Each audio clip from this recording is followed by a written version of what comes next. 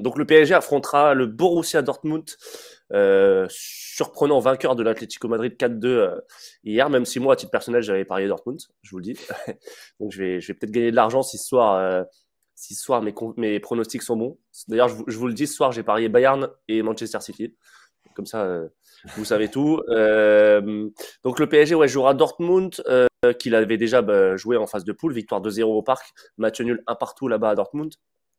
Ça se tiendra le 30 avril ou 1er mai, le match aller, et 7 et 8 mai, retour. Donc on n'a pas encore les dates, hein, ça dépendra de ce qui se passe ce soir, les scores dans les autres quarts de finale, et ensuite l'UEFA fera le calendrier. Franchement, Jean-Baptiste, avec un match retour au Parc des Princes, hein, important, quand on sait bon, c'est vrai qu'hier c'est un contre-exemple parce que Paris gagne à l'extérieur, mais globalement Paris est plus fort à domicile au Parc, dans son stade. C'est une affiche. Toi, t'es plutôt confiant. Ça peut être piège aussi cet excès de confiance. Bah, on connaît bien Dortmund, on les a déjà joués, on les a déjà battus. On se souvient du match de Di Maria avec les bras en croix. C'était au moment du Covid, si je dis pas de bêtises. Ouais, Les ultras étaient venus alors que le match était pas ouvert. Donc il y a une histoire avec Dortmund. Après, ne jamais sous-estimer un club allemand, a fortiori quand il est en demi-finale de Ligue des Champions alors que personne n'y attendait, qu'a sorti l'Atlético, qui est quand même pas une équipe qui a l'habitude de prendre 4 buts. Il faut faire attention à cette équipe-là. On sait ce qu'elle est capable de faire parce qu'on les a déjà joués en début de phase de poule. Et il y a quand même des joueurs dans cette équipe. Alors Sancho, hier, il était porté disparu. Mais Sabitzer, c'est quand même un sacré gamin. Hummels n'a pas été à la hauteur parce que c'est lui qui offre le premier but à l'Atlético. Néanmoins, ils ont un très bon gardien. Ils sont capables d'aller perforer des défenses rapidement. Et quand on regarde le résumé du match, il faut faire attention parce que ça va vite. Est-ce qu'on est favori? Si on regarde les stats, j'ai envie de te dire oui, mais je suis le premier à dire que les stats, finalement, c'est d'abord un indicateur pour les imbéciles. Bah là, on est dedans. Faisons notre match. Préparons-le, soyons à la hauteur. J'ai beaucoup aimé les paroles d'Enrique. On en parlait tous les deux avant le podcast. C'est-à-dire qu'il fallait d'abord préparer mentalement cette demi-finale. C'est pas tous les jours qu'on joue une demi-finale de Ligue des Champions. Il y a un vrai enjeu de ce côté-là. Le PSG est une équipe jeune aussi. Il va y avoir une vraie pression. L'autre avantage que je vois, et c'est pour ça que je pense qu'on a une petite longueur d'avance sur le papier, c'est que le retour est au Parc et qu'on sait qu'au Parc, on peut renverser toutes les situations parce qu'il y aura une ambiance de fou, sauf s'il y a trop de VIP, mais ça, c'est un autre problème. En tout cas, je fais confiance à cette équipe-là. Si on manage bien l'aller, on peut être extrêmement enthousiaste et regarder ce qui peut se passer après. Maintenant, moi, je ne m'engage pas, ça reste Paris. Tant que les deux matchs n'ont pas joué, je reste prudent. Ouais, je suis d'accord. Je pense qu'il faudra assurer à l'aller pour se laisser une chance au retour. Yast, il y a Mendoza dans le chat qui nous dit que Dortmund, ils sont plus forts que nous en vrai. Qu'est-ce que tu penses de ça? Parce que alors moi, je t'avoue, j'ai pas trop vu jouer Dortmund cette saison, à part contre le PSG. Mine de rien, ils ont quand même gagné à Milan, ou ils ont fait nul à Milan. Ils ont gagné à Milan, ils ont gagné à Newcastle. Là, ils sortent l'Atlético. Faut pas non plus les sous-estimer, les mecs. Mais non, mais c'est une très bonne équipe qui a des grosses forces, notamment offensives.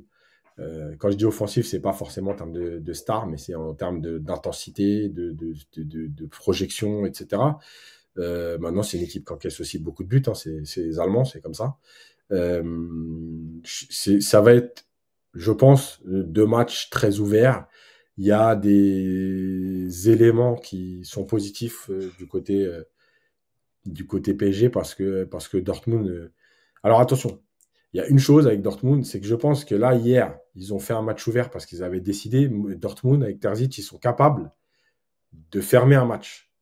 De faire un match, tu vois, type 0-0, il y a 2 matchs à jouer, on va pas ouvrir tout de suite parce que si on ouvre, d'ailleurs, là, on parle de l'Atlético, mais je crois que Dortmund joue le PSV à Eindhoven en 8e. C'était pas 2 matchs de grande qualité. Hein. Donc, Donc, bon, voilà, Dortmund, c'est une équipe quand même capable de changer de visage. Tu l'as dit aussi, le dernier match de poule, à un moment donné, Dortmund est sûr d'être premier. Donc, le contexte n'est pas le même pour garder la victoire à tout prix, etc. Écoute, moi, je pense que ça va être. Là, tout de suite, mon avis, c'est que ça va être 2 matchs spectaculaires. C'est que le PSG a. Que Dortmund soit peut-être un peu meilleur. Alors, moi, je ne suis pas de cet avis-là. Je pense réellement que c'est 2 équipes qui se valent à peu près, certaines forces, certaines faiblesses, etc. Malgré tout, on ne va pas se mentir. Je préfère être dans cette partie de tableau que de l'autre côté. Je préfère jouer Dortmund, une équipe dont tu sais qu'elle est capable de prendre des buts, que de me taper un Real ou un City, etc. Parce qu'après, ce sera sur un match. Maintenant, ce qui est sûr, c'est que, un, entre l'habitude, deux, parce que c'est du foot, et trois, parce que on va pas s'enflammer aujourd'hui. Voilà, on va être lucide. C'est une demi-finale de Ligue des Champions. Dortmund a un plus gros palmarès européen que le PSG. Pas cette équipe-là, mais en tout cas, dans l'histoire, ils ont un plus gros palmarès que le PSG. Que c'est une équipe qui se respecte, qu'il ne faut pas se voir plus beau qu'on est, qu'il ne faut pas se voir déjà en finale sous prétexte que tu as éliminé le Barça à l'extérieur, que va pas falloir non plus faire n'importe quoi en se disant « Ah, le match retour au parc, c'est super, etc. » Donc, voilà. Il y a plein d'éléments. Maintenant, ce qui est sûr, c'est que, bon, on verra de toute façon à la fin, mais je pense on peut faire confiance à Luis Enrique. Je trouve que dans sa com aujourd'hui, parce qu'il a aussi dédramatisé toute la saison, je rappelle quand même que Luis Enrique, c'était un des seuls qui disait si on ne passe pas les poules, c'est pas un drame.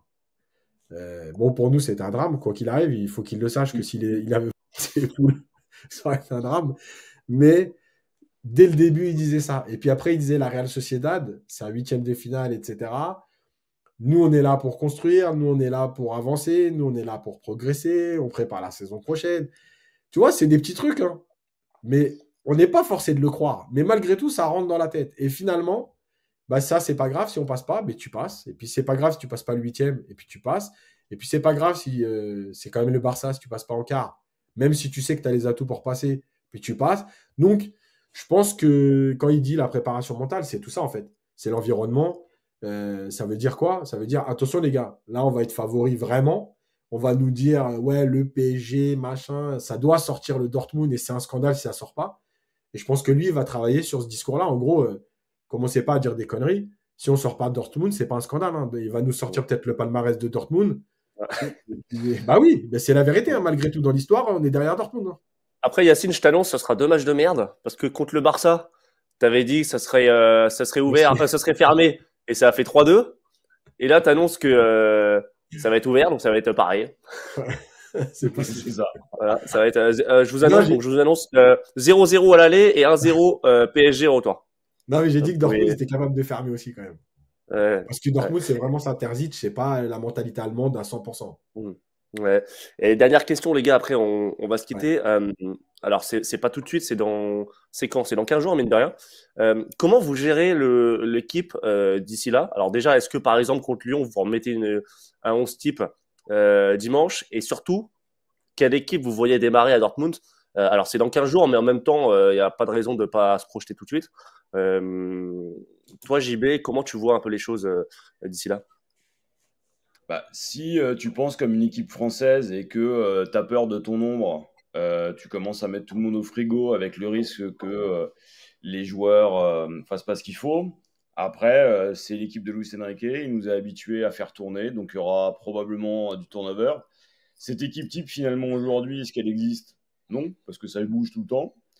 On verra contre Lyon, on verra surtout le niveau d'agressivité en face. J'espère qu'on ne perdra pas de joueurs sur ce match-là, parce que c'est un match qui, objectivement, si on regarde le classement, est-ce qu'il a un intérêt? Non. Donc, on va le jouer. Luis Enrique va jouer le match, c'est clair. Là, il va se focaliser sur ça. C'est Et une puis après, répétition avant la finale de Coupe de France, quand même. voilà. Par contre, la finale de Coupe de France, ça sera autre chose. Là, la finale de Coupe de France, il y a un titre au bout. Là, si tu perds contre Lyon, objectivement, bon, bah, ça fera plaisir aux Lyonnais, puis c'est tout. Si tu fais un Ouais. match pourri, c'est pas grave. Après, si tu gagnes, tant mieux. Si tu fais une belle prestation, c'est formidable. Mais moi, je fais confiance à Luis Enrique pour être capable de gérer son vestiaire, ne pas mettre en danger certains joueurs qui peuvent être des joueurs un peu plus clés que d'autres. faire tourner. En face, on a une équipe de Lyon qui est quand même une équipe à réaction, qui prend des buts, qui compte beaucoup sur sa deuxième mi-temps et ses changements après la 60e pour faire la différence. On l'a vu sur les 4 derniers matchs, avec un Ryan Cherki dont les intérêts sont gérés aussi par la famille Mbappé. Donc on verra tout le storytelling qui va être fait avec une opposition factice entre les deux, je pense. Et il est remplaçant déjà. Donc, ouais, justement. Donc ça va être intéressant de voir ça aussi. Moi après je suis pas plus inquiet que ça. On verra surtout quelques jours avant Dortmund l'état des troupes. Et puis là fondamentalement il nous reste 3 matchs vrais à jouer. Le championnat il est quasi plié. Si tu peux plier contre Lyon c'est formidable, tu t'aères l'esprit. Après, eux, ils seront très remontés parce qu'ils auront l'impression de jouer le match du siècle et puis ils sont sur une dynamique qui est extrêmement impressionnante. Je crois que c'est l'équipe qui a pris le plus de points en deuxième partie. Voilà, en deuxième partie de saison. Donc ça va être aussi un bon challenge. Et si on gagne, la confiance sera là aussi. Je pense qu'on n'a rien à perdre. Moi, je ne mettrai pas les joueurs au frigo. Et puis, Luis Enrique, de toute façon, on va faire tourner. Donc on sera surpris. Oui, parce que il y a cette même question que Jean-Baptiste, parce que tu rejoues mercredi contre Lorient, je crois, match en retard. Ouais. En fait, tu joues Lyon, Lorient, Le Havre. Ouais, c'est ça.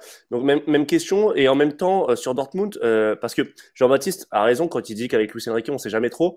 Et en même temps, tu regardes le 11 d'hier, bah, tu vois pas trop qui peut sortir, à part peut-être Barcola, à la rigueur, parce que c'est celui un peu, pas le fusible, mais c'est celui qui tourne le plus dans les 11 d'hier.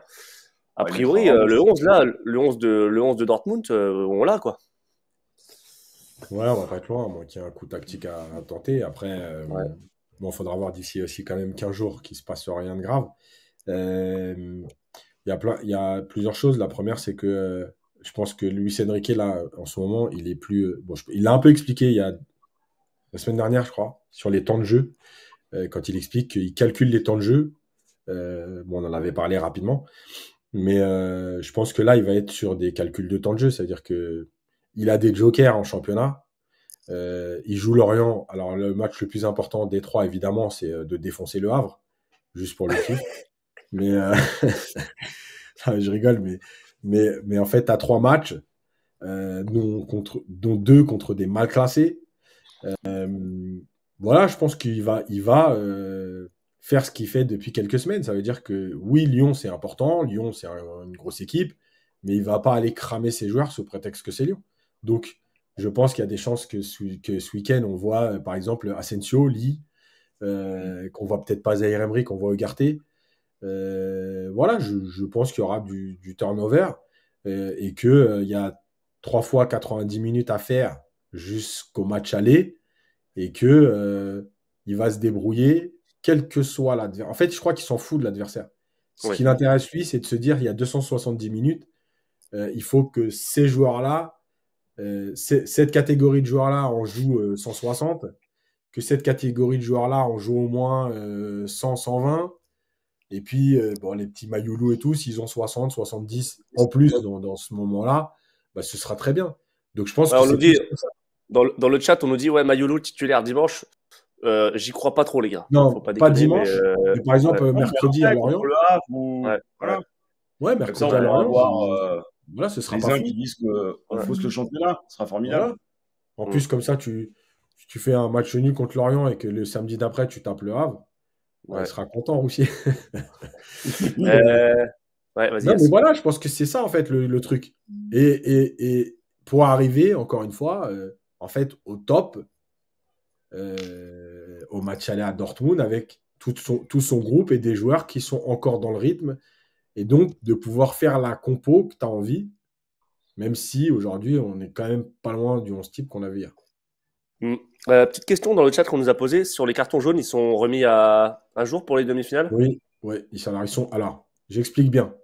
Ouais. Les joueurs qui sont suspendus parce qu'ils ont reçu un jaune sur le match du quart de finale, ils sont suspendus. Par contre, si tu as reçu ton premier jaune en quart de finale, les cartons sont effacés. C'est-à-dire que là, tu repars à 0. Mais les joueurs qui sont suspendus à cause d'un carton, on n'enlève pas leur suspension. Eux, ils vont rater la demi-finale aller. Et on en a ou pas au PSG? Je crois pas. Ok. Bon, on verra ça. Il y a Marquinhos, Hakimi. Mbappé. Voilà. Et en fait, Hakimi, il avait déjà été suspendu, donc son carton-là, il va sauter. Ouais. Marquinhos, il n'en avait pas et Mbappé, il n'en avait pas. Donc, Fabien Ruiz, il en prend un aussi. voilà, et je crois pas qu'il faisait partie Ouais. des joueurs Voilà, susceptibles. voilà. Donc, en fait, t'as aucun suspendu et tu repars à zéro. Donc, à moins qu'il y en ait un qui prenne 2 jaunes en demi-finale, normalement, c'est fait. Justement, cette règle, elle est faite pour que Hmm. tous les joueurs soient susceptibles de jouer la finale, sauf catastrophe, quoi. Bon, aucun suspendu, on nous dit dans le chat, donc Voilà. a priori c'est bon. Bon, bah, je vous remercie les gars. Alors, je remercie aussi les 1000 personnes qui étaient présentes dans le live tout le long. Donc pendant 1 heure, on a été à 1000, donc franchement bravo. Merci à tous. On a aussi franchi le cap des 500 membres. Et ça, c'est super. Franchement, merci. Ça nous permet de nous soutenir, de pérenniser le podcast, de vous proposer du contenu supplémentaire. On a des super retours pour l'instant. On est très contents. Donc, on va continuer comme ça et on arrive très vite avec d'autres contenus. Peut-être une minute coach entre l'aller et le retour contre Dortmund. On verra avec Yacine. Mais ça peut être intéressant. Alors, je promets rien, mais si j'ai le temps, j'en ferai une sur le match retour parce qu'il y a quand même des choses importantes. Ouais. Et bon, après ça. Ok. Bon, bah voilà, on vous tient au courant. Et puis on se dit quand on se dit bah lundi pour le débrief de PSG Lyon.